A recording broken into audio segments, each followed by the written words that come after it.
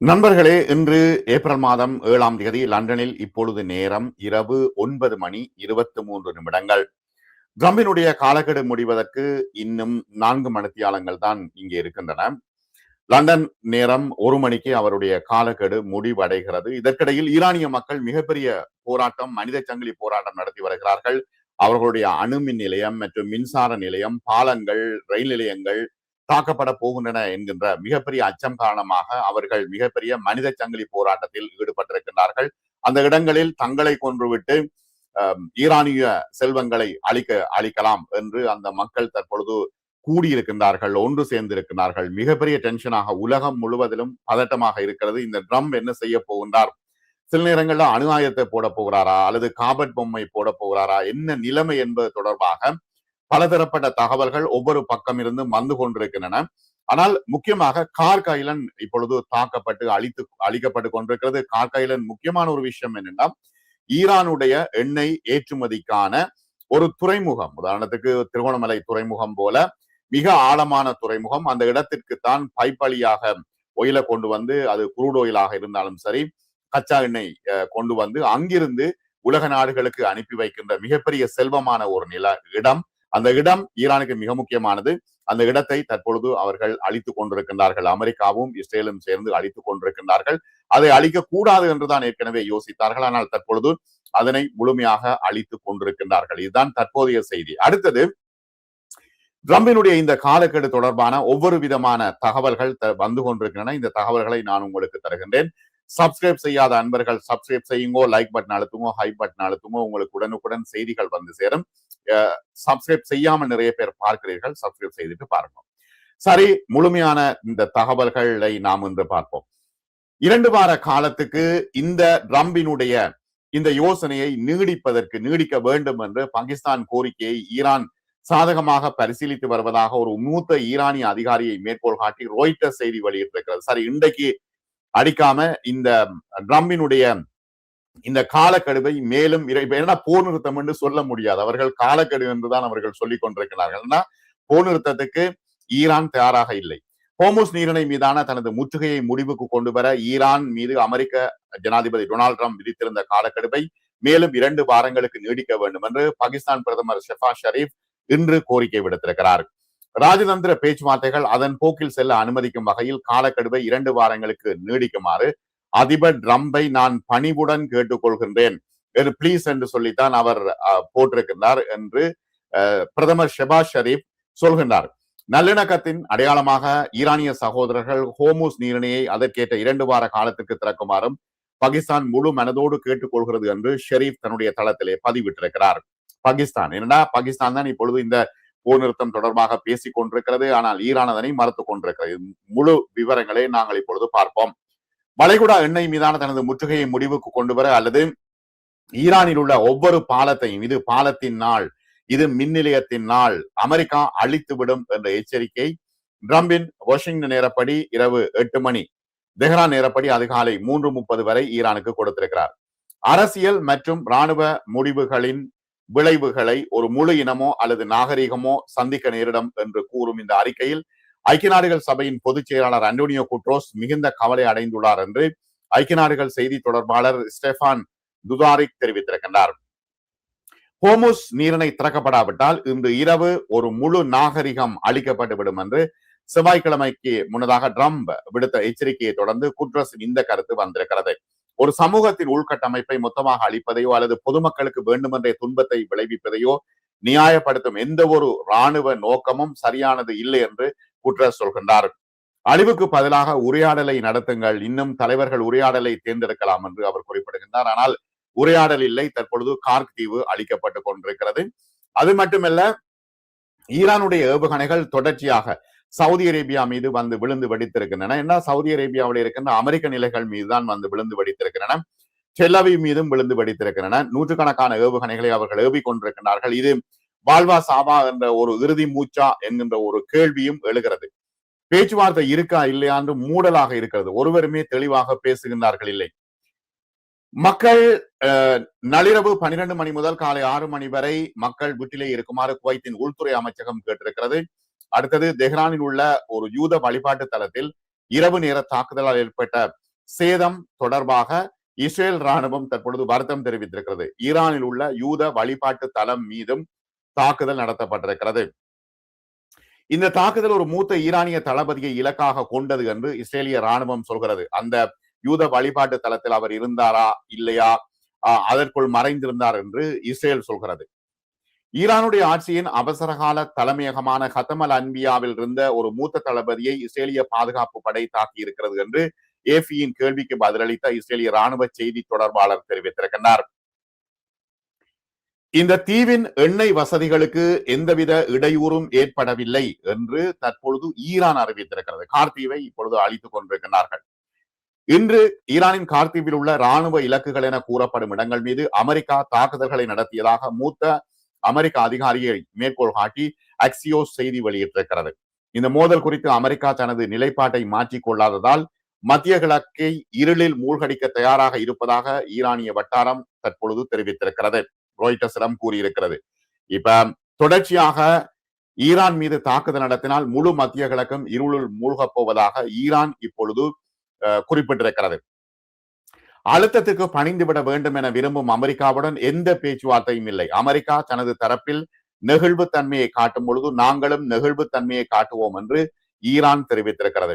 Hormuz நீரிணையை மீண்டும் திறக்க America விரும்புகிறது. ஆனால் வெற்று வாக்குறுதிகளுக்காக ஈரான் அதனை திறக்காது. அமெரிக்கா ஈரானின் மின் நிலையங்கள் மீது தாக்குதல் நடத்தினால் முழு பிராந்தியமும் சவுதி அரேபியாவும் முழுமையான இருளில் மூழ்கிவிடும். நிலைமை கட்டுப்பாட்டை மீறினால் ஈரானின் கூட்டாளிகளும் பாபல் மந்தேப் ஜலசந்தியை மூடிவிடுவார்கள். ஹவுதிகளும் ஹிஸ்புல்லாவும் பாபல் மந்தேப் ஜலசந்தியை மூடிவிடுவார்கள் என்று குறிப்பிடப்பட்டிருக்கிறது. ஹோர்முஸ் நீரிணை மீண்டும் திறக்கப்படாவிட்டால் ஈரானின் உள்கட்டமைப்பை முற்றிலுமாக அழித்து விடுவேன் என்ற அச்சுறுத்தல் தற்பொழுது மணிக்கு மணி உலகளாவிய ரீதியிலே அதிர்வை ஏற்படுத்திக் கொண்டிருக்கிறது. அவர் நிறைவேற்றுவாரா என்பதைத்தான் உலகம் பதட்டத்தோடு எதிர்பார்த்துக் கொண்டிருக்கும் வேளையில் முக்கியமான எண்ணெய் ஏற்றுமதி மையமான ஈரானின் கார்த்தீவில் ராணுவ இலக்குகள் மீது இரண்டாவது முறையாக தாக்குதல் நடத்தப்பட்டிருக்கிறது. மிகப்பெரிய அதிர்ச்சியாக இருக்கிறது. ட்ரம்ப் இந்த அதிர்ச்சியூட்டும் புதிய அச்சுறுத்தலை விடுத்தார். இன்று இரவு ஒரு முழு நாகரிகமும் அழிந்துவிடும், அது மீண்டும் ஒருபோதும் மீட்கப்படாது, அது நடக்க நான் விரும்பவில்லை, ஆனால் அநேகமாக நடக்கும் என்று அவர் தன்னுடைய பாணியிலே குறிப்பிட்டார். போப் வத்திகான் போப் குறிப்பிடுகின்றார், கத்தோலிக்க திருச்சபையின் போப் குறிப்பிடுகின்றார், இந்த அச்சுறுத்தலை ஏற்றுக்கொள்ள முடியாது என்று அவர் உறுதியாக குறிப்பிட்டிருக்கின்றார். வளைகுடா நாடுகள் மற்றும் அண்டை நாடுகளின் உட்கட்டமைப்பை தாக்குவதில் இனி பின்வாங்க போவதில்லை என்று ஈரான் இன்று அறிவித்திருக்கிறது. வளைகுடாவில் உள்ள ஒரு கப்பல் மற்றும் பெரிய சவுதி பெட்ரோ கெமிக்கல் வளாகம் மீது புதிய தாக்குதல்கள் நடத்தி இருக்கிறது. அமெரிக்கா ரெட் லைனை தாண்டி இருக்கிறது. அமெரிக்கா மற்றும் அதன் கூட்டாளிகளுக்கான எண்ணெய் மற்றும் எரிவாயு விநியோகம் பல ஆண்டுகளுக்கு தடைப்படும், அழிந்துவிடும் என்று இஸ்லாமிய புரட்சிகர காவல் படை இப்பொழுது அறிவித்திருக்கிறது. இன்று இரவு 8 மணிக்குள் ஹோர்முஸ் நீரிணை குறித்த காலக்கெடுவை தெஹ்ரான் பூர்த்தி செய்யாவிட்டால் ஈரான் மீது பயங்கரமான தாக்குதல்கள் நடத்தப்படும் என்றும் அவர்கள் குறிப்பிட்டிருக்கிறார்கள். அமெரிக்க தலைவர்கள் சொல்கிறார்கள் தங்களுக்கு சற்றும் கவலை இல்லை என்று அவர்கள் தெரிவித்திருக்கிறார்கள்.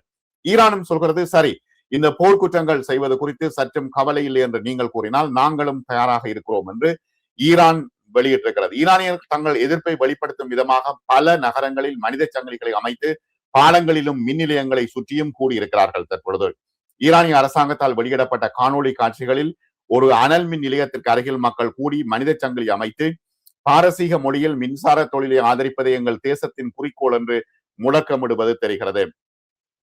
வாஷிங்டன் ராணுவ அழுத்தத்தை அதிகரித்து வரும் நிலையில் இந்த ஆர்ப்பாட்டங்கள் நடைபெறுகின்றன. என்னன்னா இப்ப ட்ரம்ப் என்ன சொல்கிறார், அந்த மக்களை பாதுகாக்க போகின்றோம், மக்களை அங்குள்ள மதவாத ஆட்சியில் இருந்து காப்பாற்ற போகின்றோம் என்று குறிப்பிட்ட ட்ரம்ப் இப்பொழுது மக்களைத்தான் மீண்டும் மீண்டும் அழிக்க யோசித்துக் கொண்டிருக்கின்றார் என்பதுதான் இப்பொழுது இருக்கின்ற நிலைமை. ஈரான் உள்கட்டமைப்பை அழிப்போம் என்று அச்சுறுத்தல் ட்ரம்ப் செயல்படுத்தினால் இதற்கு முடிவே இல்லை என்று அமெரிக்காவில் உள்ள முக்கியஸ்தர்கள், அரசியல்வாதிகள் எல்லோரும் சொல்கின்றார்கள். டொனால்டு ட்ரம்பின் பதட்டத்தை அதிகரிக்கும் நடவடிக்கைகள் மேலும் பல ஈரானிய தாக்குதல்களால் எதிர்கொள்ளப்படக்கூடும் என்றும் ஈரான் தொடர்ச்சியாக இவர் சொல்ல ஈரான் பக்கத்து நாடுகளை அழிக்கும் என்றும் இது பிராந்தியத்தையும் பெட்ரோல் சந்தையையும் பொருளாதார சந்தையையும் மேலும் சீர்குலைக்கும் என்று நிபுணர்கள் சொல்கிறார்கள். செவ்வாய்க்கிழமை அன்று வாஷிங்டனுக்கும் தெஹ்ரானுக்கும் இடையிலான பதட்டம் உச்சத்தை எட்டியுள்ள நிலையில் நேற்றே ஆரம்பித்து விட்டது. அமெரிக்க துணை ஜனாதிபதி JD வான்ஸ் ஒரு சொத்தொடர் உலகளாவிய கவலையை தூண்டியிருக்கிறது. வெள்ளை மாளிகையில் இருந்து ஒரு அரிதான பொது விளக்கத்தையும் அது அளித்திருக்கிறது. ஹங்கேரியின் புடாபெஸ்டில் நடந்த ஒரு செய்தியாளர் சந்திப்பில் பேசிய ஜேடி வேன்ஸ் என்ன சொல்றாருன்னா, ஈரானுக்கு எதிராக எங்கள் ஆயுத கிடங்கில் இதுவரை பயன்படுத்த முடிவு செய்யாத கருவிகள் இருக்கின்றன என்று எச்சரிக்கை விடுத்தார். இதுதான் பெரிய பிரச்சனையா இருக்குது. அவர் அணு ஆயுதத்தை போட போறாரா, காப்பட் பொம்மை போட போறாரா, ஏன் இப்படி பேசுகிறார்கள், 2 பேருக்கும் லூஸ் ஆக்கி விட்டதா என்று நிபுணர்கள் தற்பொழுது சொல்லிக் கொண்டிருக்கிறார்கள். வெளிப்படையாக சொல்கின்றார்கள். அமெரிக்க ஜனாதிபதி ட்ரம்புக்கு பைத்தியம் பிடித்து விட்டது, அவரை மெண்டல் ஆஸ்பத்திரியில் கொண்டு போய் சரி பண்ண வேண்டும் என்று நிபுணர்கள் வெளிப்படையாக ட்ரூ சோஷியல் அந்த எக்ஸில் எழுதுகின்றார்கள், இன்டர்வியூல சொல்கின்றார்கள், தொடர்ச்சியாக சொல்கின்றார்கள். அமெரிக்க ஜனாதிபதி அவற்றை பயன்படுத்த முடிவு செய்யலாம் என்று ஜேடி வேன் சொல்கின்றார். ஈரானியர்கள் தங்கள் நடத்தையை மாற்றிக்கொள்ளாவிட்டால், அதாவது ஹோமோஸ் நீரிணையை திறக்காவிட்டால், ஜனாதிபதி டொனால்ட் ட்ரம்ப் விதித்த காலக்கெடுவுக்கு சில மணி நேரங்களுக்கு முன்பு வழங்கப்பட்ட இந்த கருத்துக்கள் இஸ்லாமிய குடியரசின் மீது அணு ஆயுத தாக்குதல் நடத்த நிர்வாகம் பரிசீலித்து வருகிறது என்ற அச்சத்தை எழுப்பியிருக்கிறது. ட்ரம்ப் வெளியிட்ட ட்ரூத் சோஷியல் பதிவின் பின்னணியில் இந்த எச்சரிக்கை வலுப்பெறுகிறது. முழு நாகரிகமும் அழிந்து விடும் என்றால் என்ன அதற்கு பதில் என்பதுதான் எல்லோருமாக கேட்கின்ற கேள்வி. ஒருவேளை புரட்சிகரமான அற்புதமான ஒன்று நடக்கலாம் என்று கூறுகின்றார்கள். அதிலிருந்து விலகுவதற்கான சாத்தியத்தையும் அவர்கள் யோசிக்கின்றார்கள். ட்ரம்பின் பேரழிவு குறித்த மொழி நடையும் ஜேடி வேன்ஸின் பயன்படுத்தப்படாத திறன்கள் பற்றிய குறிப்பு முனைந்து சர்வதேச ஊகங்களை தூண்டி இருக்கின்றன. வெள்ளை மாளிகையிடமிருந்து ஒரு உடனடி மறுப்பு வந்திருக்கிறது. வேன்ஸ் கருத்துக்கள் ஈரானுக்கு எதிரான அணு ஆயுத தாக்குதலை குறிக்கின்றன என்பதை வெள்ளை மாளிகை மறுத்திருக்கிறது. துணை ஜனாதிபதி இங்கு கூறிய எதுவும் இதை உணர்த்தவில்லை என்று அவர்கள் குறிப்பிடுகின்றார்கள். அடுத்தது என்னன்னா, கமலா ஹாரிஸ் தான் இதை முதலாவது போட்டார். என்னன்னா எக்ஸ் தளத்துல போட்டார். இப்ப துணை ஜனாதிபதி சொன்ன விஷயம் நிச்சயமாக இது அணு ஆயுதங்களை பயன்படுத்தக்கூடும் என்ற விஷயத்தை எக்ஸ் தளத்துல அவர் போட்டார். ஈரான் தொடர்பாக அவர் என்ன செய்வார் என்பது ஜனாதிபதிக்கு ட்ரம்புக்கு மட்டுமே தெரியும் என்று வெள்ளை மாளிகை குறிப்பிட்டிருக்கிறது. அணு ஆயுதங்கள் குறித்த நிர்வாகத்தின் நிலைப்பாடு சீராகவே இருந்து வருகிறது என்றும், ஆபரேஷன் எபிக் ஃபியூரி ஆரம்பித்த மணி நேரங்களில் இருந்தே இந்த நடவடிக்கையின் முக்கிய நோக்கங்களில் ஒன்று பயங்கரவாதத்துக்கு ஆதரவளிக்கும் உலகின் முன்னணி நாடு ஒருபோதும் அணு ஆயுதத்தை பெறாது என்பதை உறுதி செய்வதே என்று வெள்ளை மாளிகை தெரிவித்திருக்கிறது. எனவே IRGC-யினுடைய செய்தி தொடர்பாளர் இப்ராஹிம் லோஸ் பஹாரி ட்ரம்பின் அச்சுறுத்தல்கள் ஆதாரமற்றவை என்று கூறி, பொதுமக்கள் அல்லாத இலக்குகள் மீதான தாக்குதல்கள் மீண்டும் நடந்தால் எங்களின் பதிலடி நடவடிக்கை மிகவும் வலுவாகவும் பரந்த அளவிலும் மேற்கொள்ளப்படும் என்று அவர்கள் குறிப்பிடுகின்றார்கள். என்னென்னா, கிங் ஃபஹத் பாலம் மூடப்பட்டிருக்கிறது. வடைகுடா நாடுகளுக்கு இடையிலான கிங் ஃபஹத் பாலம் மூடப்பட்டிருக்கிறது. பஹ்ரைனுக்கும் சவுதிக்கும் இடையிலான பாலம். அடுத்தது சவுதி அரேபியாவின் வான் பாதுகாப்பு அமைப்புகளால் இடைமறிக்கப்பட்ட பாலிஸ்டிக் ஏவுகணைகள் மற்றும் ட்ரோன்களின் சிதறிய பாகங்கள் எரிசக்தி நிலையம் மீது விழுந்து அது சேதமடைந்திருக்கிறது.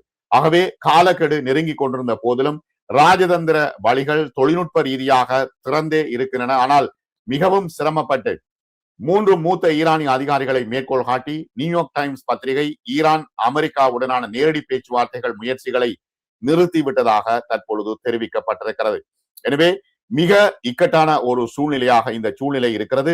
பொதுமக்களை தாக்குவது போர்க்குற்றம் என்றும், பொதுமக்களை அச்சுறுத்தும் நோக்கத்தில் இது போன்ற அச்சுறுத்தல்களை விடுப்பது கூட சர்வதேச மனிதாபிமான சட்டத்தின் கீழ் மீறலாக அமையக்கூடும் என்றும் ஆர்வலர்கள் நிபுணர்கள் தெரிவித்துக் கொண்டிருக்கின்றார்கள். முன் எப்போதும் இல்லாத அளவுக்கு தற்பொழுது மிகப்பெரிய அபாயகரமான ஒரு நிலைமை இருக்கிறது.